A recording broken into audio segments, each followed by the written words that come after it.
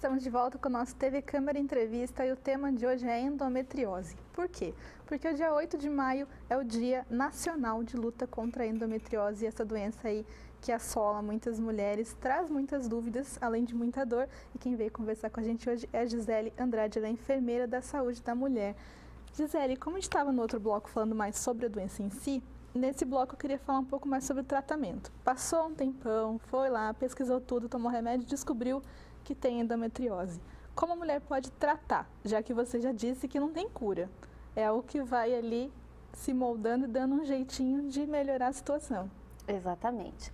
A gente tem três principais formas de tratamento, né? Então, o primeiro é o sintomático, que a gente chama. Então, eu vou tratar os sintomas daquela mulher.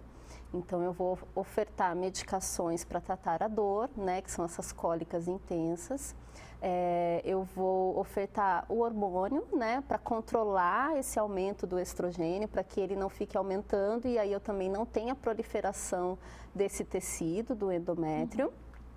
E a questão cirúrgica, né, a resolução cirúrgica, mas que não é indicada em todos os casos. Então, é importante a avaliação do ginecologista primeiro, para que ele identifique a história familiar daquela mulher, a questão reprodutiva, se ela pretende engravidar, se ela tem dificuldade para engravidar ou não, e aí indicar ou não a cirurgia. De uma forma geral, a gente começa o tratamento assintomático e com hormônio para controlar. E a cirurgia seria um outro passo caso a gente não tivesse uma resolução com essas medicações primeiro. Seria mais em último caso. Sim, sim. Mas no caso da cirurgia, como ela é feita? Eu vi que parece que pode ser de laparoscopia, robótica, mas ela tira algum pedaço? O que ela faz? Ela vai retirar o excesso desse tecido. Então, se eu tenho essa camada de endométrio fora do útero, eu vou retirar o excesso desse tecido. Se eu tenho ele no ovário, eu vou retirar ele ali. Se eu tenho ele na trompa, eu vou retirar ele ali. Então, a remoção, ela resolve em parte, mas em alguns casos, em 30% dos casos, pode ocorrer uma recidiva e esse tecido proliferar de novo, até porque eu estou falando de um aumento de estrogênio, a não ser que eu controle esse hormônio junto com a cirurgia e aí eu consigo estabilizar essa patologia. O uso de pílula anticoncepcional nesse caso ajuda ou atrapalha? Porque você está colocando mais hormônio no seu corpo.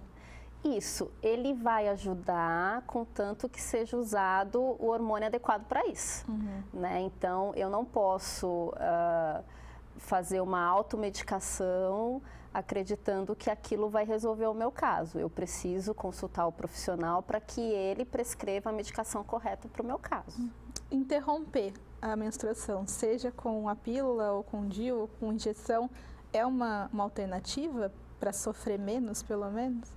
Até pode ser uma alternativa, mas é que na verdade está muito ligada a esse aumento do hormônio. Então, não necessariamente a interrupção da menstruação, né? Mas é o controle do nível do hormônio mesmo que vai fazer com que esse tecido não se prolifere e aí a gente consiga ter uma qualidade de vida melhor para essas mulheres.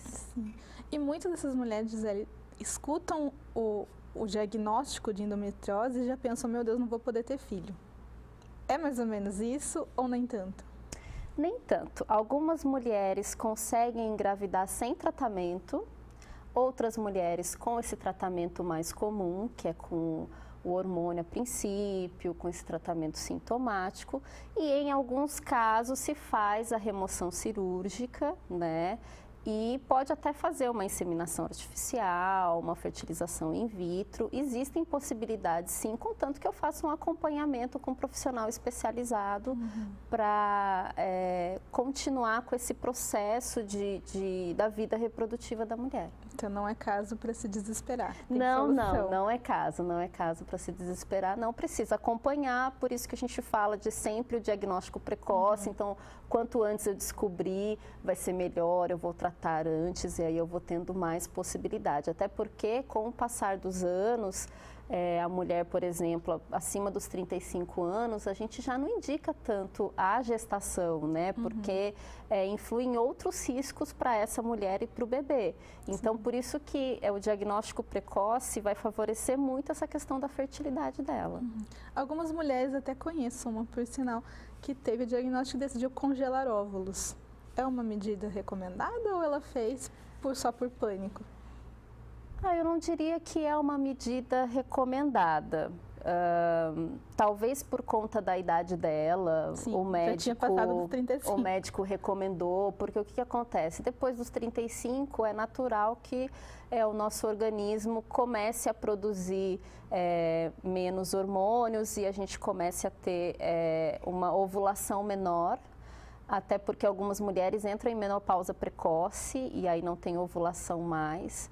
Então, depende de cada caso, né? De repente, se a gente pegar uma mulher com essa idade mais avançada e que já se vê que a produção de óvulos e que os hormônios folículo estimulante, por exemplo, estão em menor intensidade, e aí a gente pode, de repente, pensar nisso para uma tentativa futura de gestação.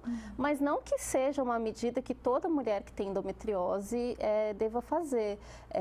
Existem mulheres que têm endometriose, que sofreram muito no início com dores e que fizeram o tratamento convencional, que é aquele sintomático e de hormônio, e que depois conseguiram engravidar, tiveram 1, 2 filhos. Então, analisar caso a caso, precisa conversar com o profissional mesmo. Sim. Então, seguindo essa lógica de ser um caso hormonal, então não é uma doença que vai durar para sempre. Com a menopausa, parou o problema.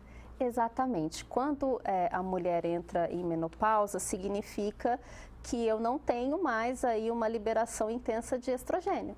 E se eu não tenho a liberação desse hormônio, eu não vou ter a proliferação do endométrio. Então, com a menopausa, isso vai cessar a menstruação, vai cessar a cólica, vai cessar esse problema aí. Sim. O peso influencia? O peso da mulher? Não influencia. É claro que assim, é importante que a mulher tenha o cuidado com a alimentação, tenha o cuidado com o peso, porque ele influencia em várias outras doenças, mas especificamente da endometriose, não. Exercício também, claro que é sempre bom, mas para esse caso também não vai fazer diferença. É claro que no momento em que ela tiver dor, ela não vai conseguir fazer o exercício, né? Mas ela pode levar uma vida normal, de atividade física, deve fazer, isso não influencia no aumento da dor, mas aquelas mulheres que têm uma certa dificuldade de controlar a dor, no período da menstruação, talvez elas tenham que ficar ausentes. Mas na maioria dos casos, quando é se tratado a longo prazo, se verifica que elas começam a ter essa diminuição da dor, mais qualidade de vida, e aí elas conseguem fazer suas atividades normais. Você que é da área da saúde, percebe assim que a ciência está melhorando a cada dia nesse sentido do tratamento da endometriose? Sim, a ciência ela sempre vem em constante evolução, né? Então, hoje a gente está falando desse assunto aqui e amanhã pode ser que o que eu falei aqui já não seja verdade mais, né? Então, em todos os aspectos, a ciência vem evoluindo e a gente acredita aí que com o passar do tempo, novas técnicas vão surgir, novos métodos vão surgir, assim como para outras patologias já aconteceram, e aí trazendo uma perspectiva de vida melhor para essas mulheres.